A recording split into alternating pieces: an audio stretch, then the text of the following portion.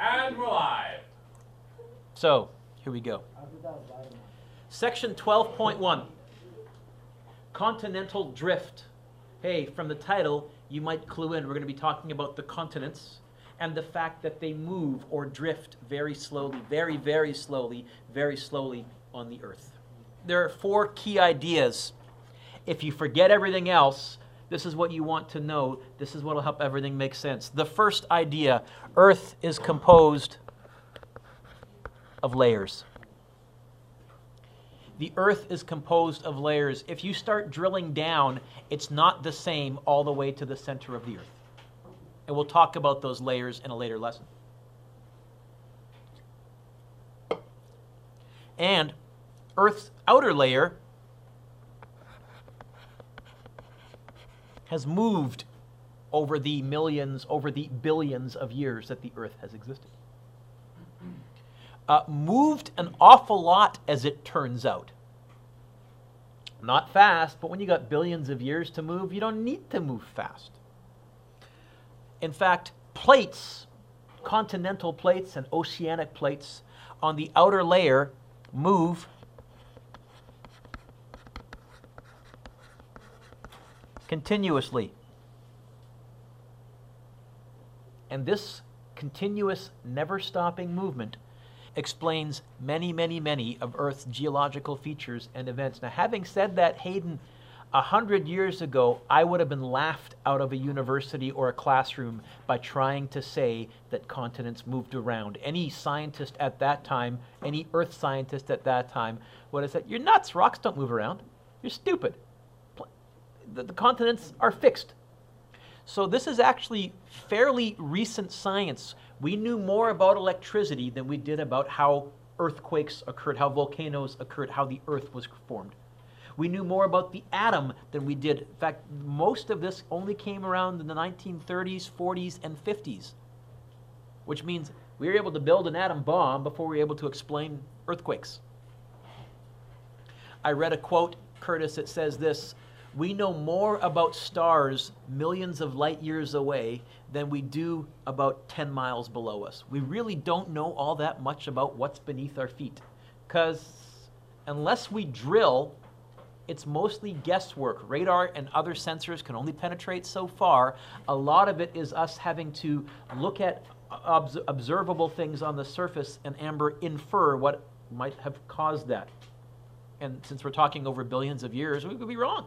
We think we're right. I was going to try and put a lovely picture here, but I couldn't get one that would photocopy properly. They were all in color, and when I photocopied them in black and white, they just looked like black smears. So pretend there's a great picture there and that I didn't just waste paper. Turn the page.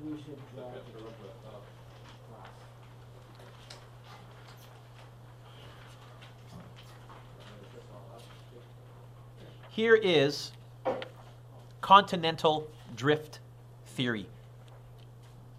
You may have noticed, if you've ever looked at a map of the Earth, that it kind of looks like it could fit together with a jigsaw puzzle. I know, Dylan, for years, I always thought that South America, right there, fit really nicely into that little gap right there for Africa. Well, it once did. We believe that once upon a time, all continents were once joined as a single supercontinent or ubercontinent, and we give that continent a name. We call it I gotta spell it right, Gaea, A-E-A at the end. The prefix pan means many or all or most or uber or big. And Gaea is a Greek word for earth. That's where our word geology comes from. Why do we think that? Well, the first thing is the jigsaw puzzle-like fit of all the continents. It isn't just the fact that it really looks like South America could fit in there. If you're willing to spin some of the continents and move them around, you can actually fit them all together quite nicely with very, very few gaps in between.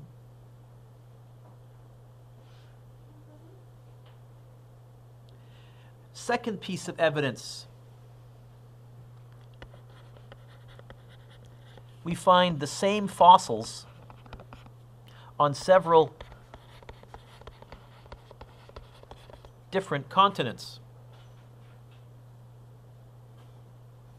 In particular, a group of fossils called, spell it right, Mr. Duick? Mesosaurs, a type of dinosaur reptile. Well, if you find the same animal in Australia fossilized as you find in South America fossilized, give me an explanation.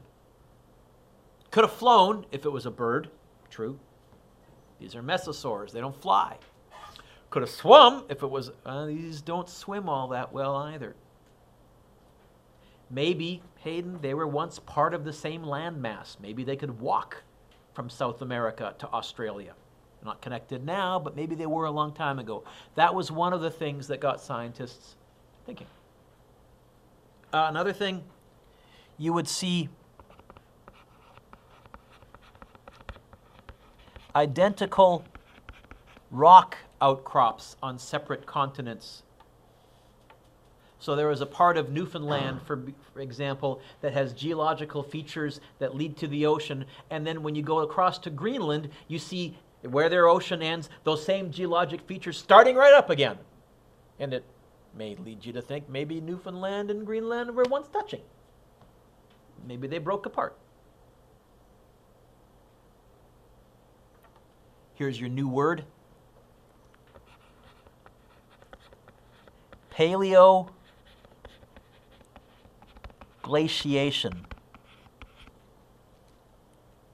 Paleo, P-A-L-E-O,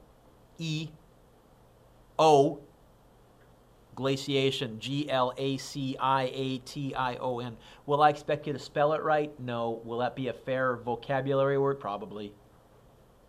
What the heck is PaleoGlaciation? There is a word in the middle there that might give you a hint as to what it refers to. Can you see the middle word there? It has something to do with glaciers. Okay? PaleoGlaciation is the science nerdy term that we give for evidence of ancient glaciers, but in particular, Hayden, on continents of the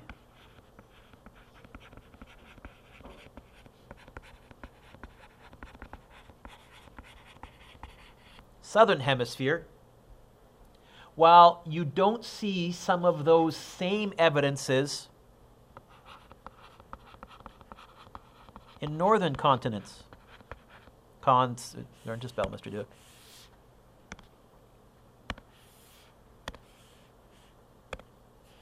Continents. Now, you all have some understanding of the Earth. Further south, warmer or colder as we head further south? Warmer. Further south then, more glaciers or less glaciers as we head further south then if it's warmer? So how do we explain that we see evidence of glaciers? Maybe they weren't. Maybe that land wasn't once further south. Maybe the land itself was once further north, and then over millions and millions of years moved further south. The glaciers melted, but the markings they left on the Earth still remain. So equatorial regions could not support glaciers, but we see clear evidence of how the glaciers have carved up the land when they existed. There are certain geological formations that obviously are glaciers. New background app added? Okay. Another piece of evidence. So far, we said the jigsaw fit of the continents, looks like a jigsaw puzzle. We said same fossils on different land masses, identical rock outcrops on different continents, PaleoGlaciation, the fact that it looks like there was once glaciers where it's too hot to have glaciers. Next one, coal deposits. We find coal deposits in, come on, Antarctica. I'm missing a C. Arctica. I guess Antarctica should be capitalized.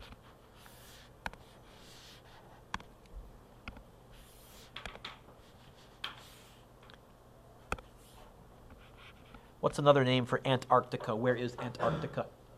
Okay, South Pole. Hot or cold there? Cold. Now, coal comes from old, warm, swampy areas when the vegetation rots over several 100,000 years, and more vegetation rots on top, and more rots on top. Eventually, the pressure can press the lowest vegetation into coal. Is Antarctica a hot, swampy area? Does it have lots of forests and swamps to form coal? But we find coal there. Give me an explanation. Maybe it once was in a hot, swampy, warm location. Pardon me? So, explain the coal. Right? And by the way, 100 years ago, someone would have said, well, I don't think it was. We would have had to try to come up with some other explanation. There's all sorts of different ones that really didn't make sense. Instead, they said, okay, we think they move, but how on earth can solid rock continents move? This was the big stumbling block. There was this evidence, but for Pete's sakes, Amber, rocks don't move. Or do they? Turn the page.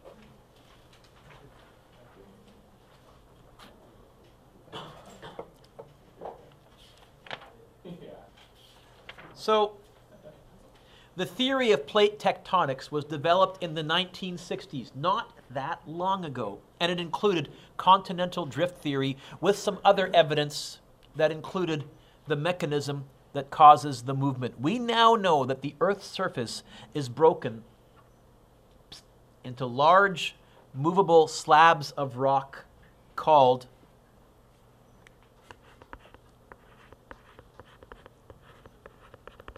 tectonic plates.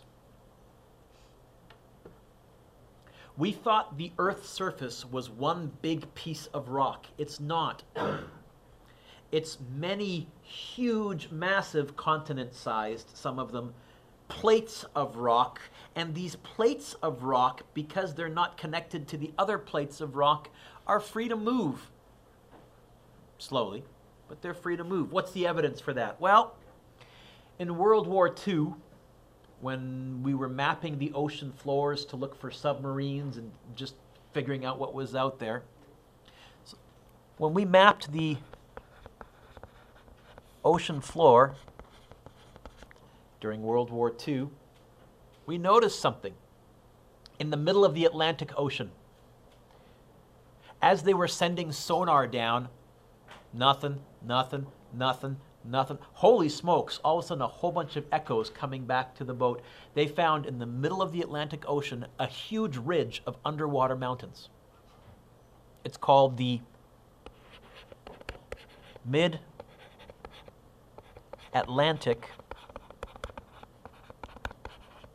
Ridge. This is an underwater mountain range that extends all the way around the globe.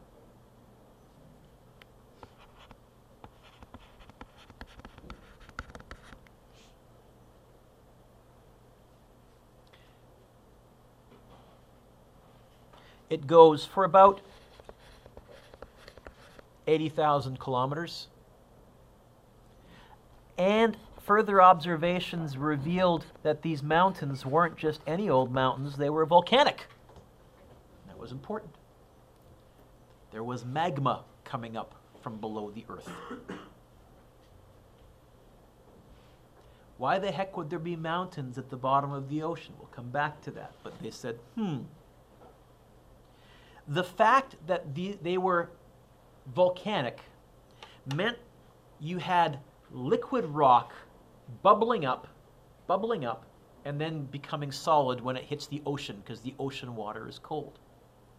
Inside this liquid rock was tiny pieces of iron shavings, iron filings. And iron is nice because iron, Sarah, is magnetic. If you put iron next to a magnet, it'll be attracted to it. Why was that so nice? Well, the Earth itself is also magnetic. We have a North Pole and a South Pole. The way your compass works is a compass gets deflected by the Earth's magnetic field, and it points to the north. So you have these rocks bubbling up, bubbling up, bubbling up, bubbling up, and while they're liquid, Tyler, those pieces of iron in the liquid rock would slowly rotate so that they were pointing north. And then the ocean would freeze the rock, would solidify the rock. So what you really had was inside the rock, a little north-pointing piece of iron, kind of told you like a compass. Except here's the problem, Justice. They noticed, actually, sometimes the rocks pointed south. Sometimes the iron pointed south. And then you would come to a stretch of rocks where everything pointed north again. Then you would come to a bunch of rocks where everything pointed south again. Explanation. I don't know if you guys know this. Turns out the North Pole and the South Pole switch places every so often. And we're still debating as to why. We know they do. We're not sure why. Every 200 or 300 years, suddenly what used to be north magnetically on a compass is now south magnetically on a compass. And it's very noticeable. It's almost on the ocean floor, stripes of rock that has solidified. You'll see two sets of stripes on either side of this mountain range where the iron is all pointing to the north, and then you'll see two sets of stripes when you move it further out where the iron is all pointing south. It's called magnetic striping, as a matter of fact. And so we're pretty sure, Hannah, the only explanation we have is North Pole and South Pole magnetically must switch once in a while. Now that's caused, that whole magnetic field is caused by the center of the Earth, we think by the iron core inside the center of the Earth. So Brendan, that means something happens down there every couple of 100,000 years. What? We're still puzzling that one out. But we know it does. Otherwise, how can we explain the fact that suddenly the rocks are pointing in the opposite? The iron, I think I said the rocks. The iron in the rocks is pointing in the opposite direction. So we have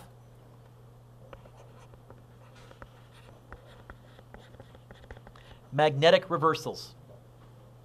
Fill in that blank, Kenzie. Magnetic reversals. Rocks on the ocean floor contain some iron, which is magnetic. The magnetic fields formed by these rocks can be measured using a magnetometer, a fancy instrument for measuring magnetic fields. When liquid magma bubbles up from the ocean floor, it quickly hardens, but before it hardens, the iron in the rock orients itself to point north. Rocks of different ages, however, have iron pointing in different directions. Conclusion?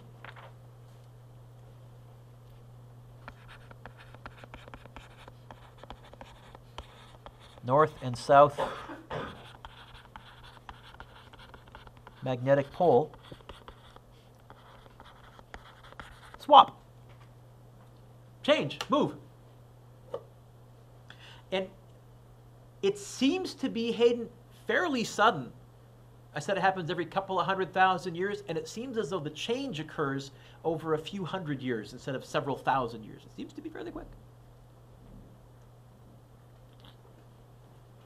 Figure out why? Probably a Nobel Prize for you. Don't know. Oh, new word for you, by the way. The study of the magnetic properties of ancient rocks is called paleomagnetism. So now that you've seen the word PaleoGlaciation and paleomagnetism, what do you think the prefix paleo means? Rocks. Paleoglaciation, how glaciers leave their mark on rocks. Paleomagnetism, how magnetic fields leave their mark on rocks. So paleontology, those are fossil hunters, because fossils are actually what? Rocks. So, evidence. We found this big mountain range in the middle of the Atlantic Ocean, and we noticed that the magnetic field, the iron filings inside the rocks, change the direction that they point every so often. Second piece of evidence. We can date how old rocks are using radiocarbon dating. Remember, we looked at half-life a while ago. We can figure out how old they are. Hayden, we noticed the further you went away from the mountain ridge, the older the rocks were. The closer you got to this mountain ridge, the younger the rocks were, which suggests that maybe newer rocks were coming up from the middle of the mountain ridge, bubbling up, as it were, perhaps as what? What do we call liquid molten rock? Magma. We didn't know this yet because we didn't have instruments that could go down to the bottom of the ocean. This was all secondary evidence. So, as the sea floor spreads apart up along the mid-Atlantic ridge, the oldest rocks are found further away. The youngest rocks are found closer. And not only are the oldest rocks found further away, they also have more dirt on top of them, which suggests they've been sitting there for longer. So you would find that the ocean floor was thicker here and thicker here. That was another way to say that, you know what? Those rocks may have started out here, but they got pushed outwards. This was the first real evidence we had, Justice, that rocks could move. In fact, we think it's sort of like a conveyor belt. As rocks bubble up in the middle of the mid-Atlantic ridge, they push the other rocks closer out, which push the other rocks that used to be closer out further, which push the other rocks, which are older, that used to be closer out further. It's slowly pushing apart the rocks, moving the older rocks further away and replenishing newer rocks.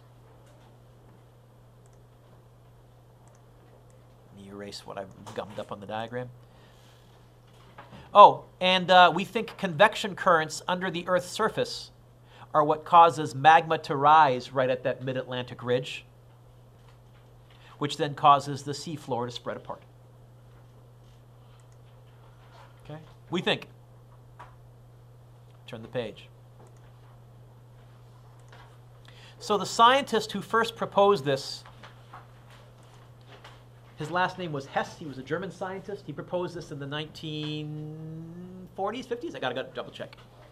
And here's his evidence. He said, Earth is like a bar magnet. It has two poles, a North Pole and a South Pole. New ocean floor forms when magma from under Earth's surface rises, cools, and hardens at an ocean ridge. New magma pushes older rock away from the ridge. The magma, for what it's worth, is molten basalt, and basalt is very iron-rich. As the basalt cools, it becomes magnetic. The magnetic minerals in the hardened basalt are like tiny compass needles. And we've noticed the Earth's magnetic poles reverse over hundreds of thousands of years. That was a bizarre finding, to find out that north wasn't always north. Sorry, north on a compass, Emily, wasn't always north on a compass.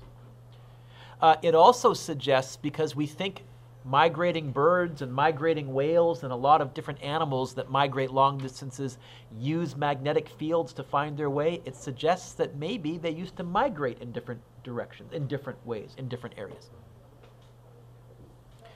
Minerals in the basalt keep the alignment they had when the rock cooled, and so we have rocks with what we call magnetic striping, alternating bands of normal and reverse polarity. Some point north, some point what currently is south, but what once was magnetic north. And we also notice that ocean sediments are thicker the further away they are from a ridge. Okay, so in the 1960s, a Canadian geologist named J. Tuzo Wilson, what a great middle name, Tuzo, that's what he goes by, Tuzo Wilson, just died only a few years ago, wrote a paper that combined seafloor spreading paleomagnetism to explain continental drift. He called this paper plate tectonic theory. He suggested that chains of volcanic islands like Hawaii, anybody been to Hawaii? Anybody seen the volcanoes in Hawaii? Yep. I've seen the lava fields. I haven't actually gone up and seen the volcanoes. Hawaii, very volcanic. So he said, where'd that come from? He thinks that when you have a huge, massive tectonic plate that's slowly moving across the Earth, and there is a spot underneath that plate that is called creatively a geologic hotspot where the convection currents are bubbling the heat to the surface, that tectonic plate can fracture a tiny bit, leaving vents, leaving fractures for this magma under pressure to work its way through to the surface. Oh, but if it works its way through to the surface under the ocean, what's going to happen when it hits the ocean water? It's going to become rock. Oh, but then that rock isn't all that strong. It's fairly young. More magma might come through. It's going to become rock, but a little higher. A little higher. Eventually you might have that magic moment where it pokes out of the ocean and becomes land and continues to get bigger. Hawaii is getting bigger and bigger, right? Still erupting, still slowly getting bigger and bigger and bigger. So a hot spot is where MG, Mr. Dewick, let's try that again.